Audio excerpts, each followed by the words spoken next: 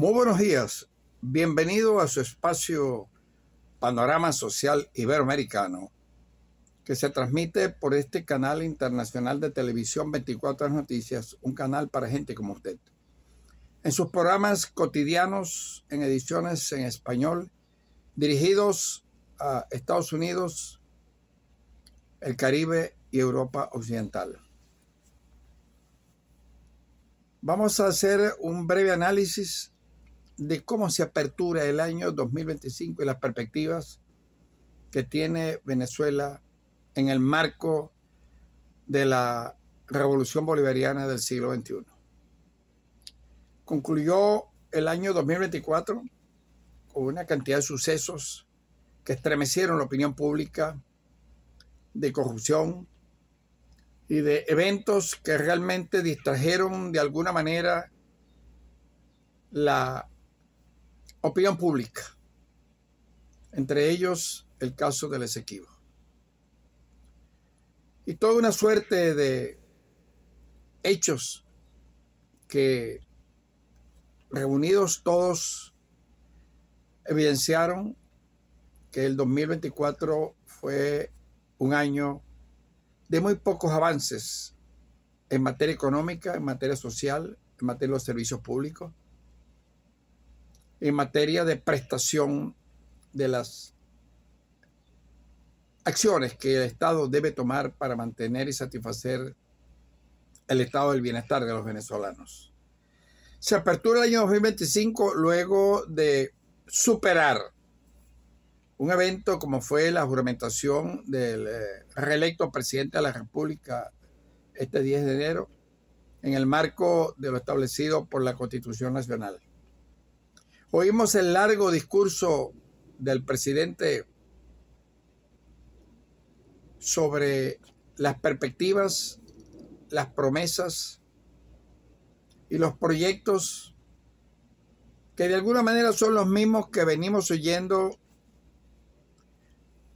en los anteriores discursos de fin de año y de juramentación en sus dos oportunidades como presidente reelecto de la República de Venezuela. Con detenimiento analizamos tramo a tramo la oferta de desarrollar proyectos y de llevar a cabo propuestas para tratar de, según la opinión del presidente, consolidar el país en un mundo tripolar. Sin embargo, en estos últimos 12 años del ejercicio de su gobernabilidad, el país presenta un cuadro realmente que no es el que oímos del largo discurso del presidente de la República. Realmente la realidad que vive el venezolano común, que vive el pueblo de Venezuela, de esos aproximadamente escasamente 18 millones de habitantes que conviven en el país, no es lo que el presidente dijo y ofertó. Tenemos un país realmente con unas características atípicas dentro del contexto interamericano de naciones, en donde la convivencia nacional, que es el factor más importante en cualquier gobierno de cualquier corte político, ideológico o doctrinario, debe ser el de la prioridad, que es la convivencia nacional. Y eso no existe. No existe convivencia nacional porque los factores que determinan la convivencia nacional y el estado del bienestar de una sociedad son aquellos que el gobierno, en el caso de Venezuela y por mandato de la Constitución vigente, debe proporcionarse a la ciudadanía. Y no es precisamente lo que esto ocurre. Por nuestra Constitución, el mandato de esa Carta Magna establece que el Estado venezolano, administrando los inmensos recursos de país alguno en el continente por sus ingresos petroleros, aunque mermados, no han dado respuesta a la solución del agravamiento en que día a día ocurre en el caso de los servicios eléctricos, de la prestación de los servicios públicos, de los servicios de aguas negras, de aguas blancas, de electricidad, que están en las peores condiciones en las 300 ciudades de Venezuela. No escapa a la capital de la República. El servicio de luz eléctrica, fundamental, atraviesa una de sus peores etapas desde que el presidente Pérez Jiménez creó la hidroeléctrica del Caroní. De tal manera que los venezolanos ya estamos acostumbrados a oír la esperanza, a oír qué vamos a hacer,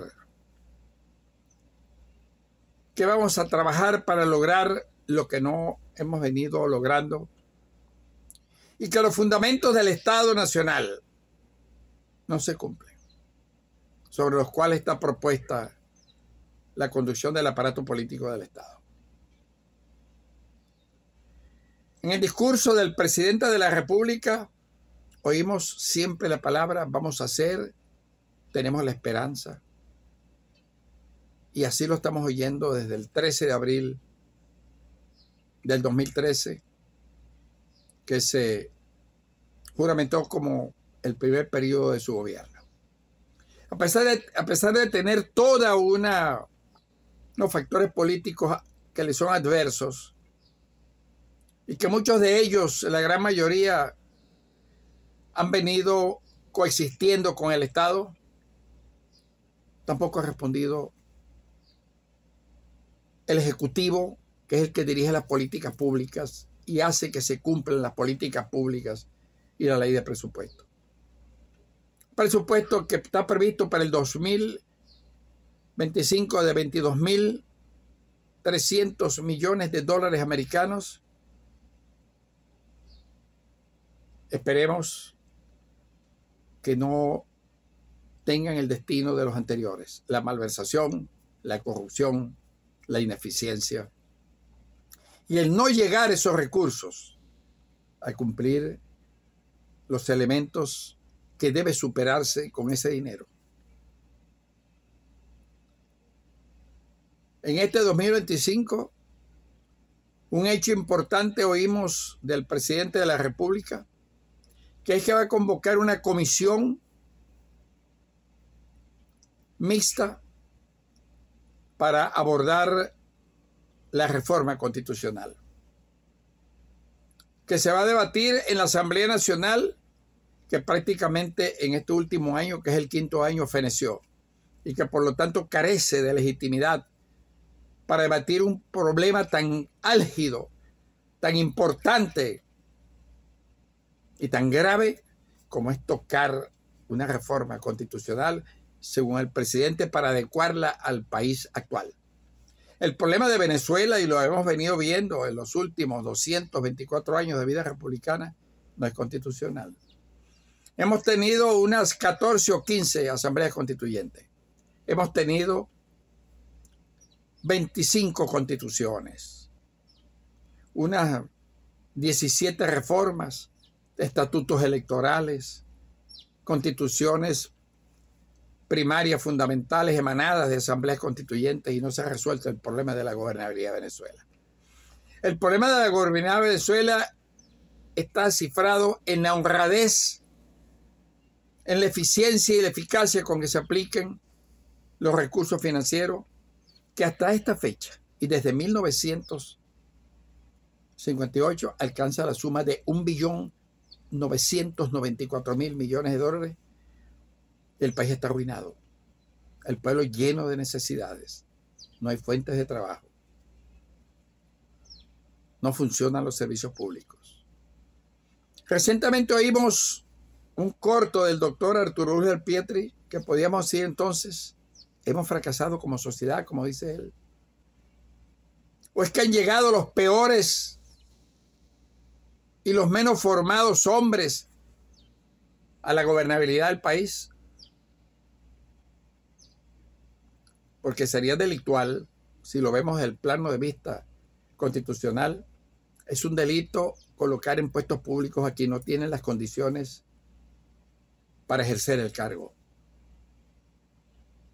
O vivimos en el país donde Gonzalo Barrios, un alto dirigente de Acción Democrática, que era la filosofía de ese partido en los 25 años que gobernó, en Venezuela no había razones para no robar.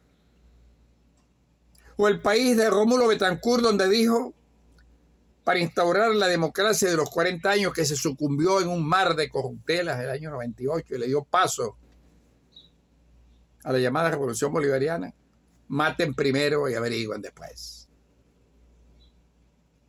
Tuvimos 40 años de una democracia, entre comillas, de los partidos políticos, no de los venezolanos.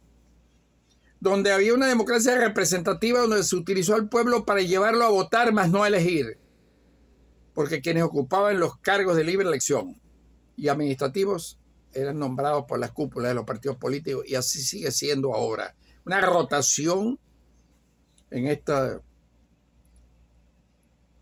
24 años que lleva la Revolución Bolivariana del siglo XXI, una rotación de funcionarios, los mismos, en cargos diferentes. Pareciera que se agotaron los hombres de Estado. Y el país entonces, como consecuencia de esa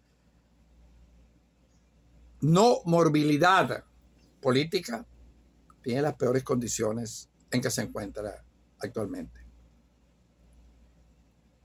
La esperanza es lo último que se pierde. Esperamos que este 2025 el gobierno realmente recapacite sobre la gravedad de la situación social que vive el país. La pobreza, la subalimentación, la inseguridad, el consumo de estupefacientes, alarmante, la criminalidad. Es necesario que la aborde el gobierno, aunque sea por primera vez este año 2025. De tal manera que los venezolanos que estamos escribiendo la historia para las generaciones del futuro de los años 30, 40 y 50 de este siglo, le vamos a dejar la historia que son los recuentos de los hechos inmodificables del pasado, donde está escrita la acción de quienes han gobernado el país en los últimos 64 años. Porque la historia, en una explicación sencilla, es la sucesión de sucesos que se suceden sucesivamente. Me dijo un viejo profesor de Derecho Constitucional en la Universidad Central de Venezuela, en la Escuela de Derecho. Los venezolanos están esperanzados. Se quedó atrás ese gran show político que fue el 2024 entre el gobierno y los adversarios que vendían un modelo de discurso que no fue comparado. Porque no tenía asidero, no había plan de país, no había organicidad en las propuestas. Y porque no ha habido un dirigente político con la autoritas y el arraigo dentro del pueblo de Venezuela que le discuta a Maduro el poder. No ha salido. Han pasado 24 años desde el año 98 y no ha aparecido el líder que asuma con responsabilidad la conducción del aparato político del Estado.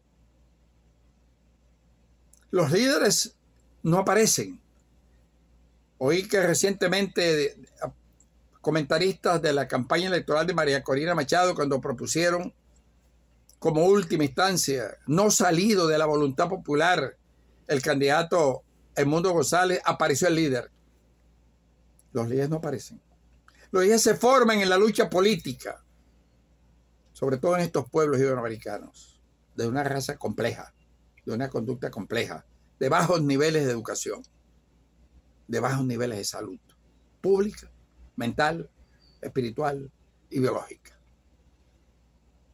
De tal manera que las perspectivas, el espectro que está por delante es sumamente difícil. Esperemos que el gobierno lo enfrente con valentía, con decisión, con fortaleza, porque tiene los recursos suficientes para reencauzar a Venezuela, al menos por primera vez, y darnos por primera vez algo de democracia, algo de libertad que nunca le hemos tenido. Ahí se habló desde Santa Fe de Bogotá. En nuestra sala de análisis, su corresponsal especial y analista político, Eduardo Guzmán Pérez.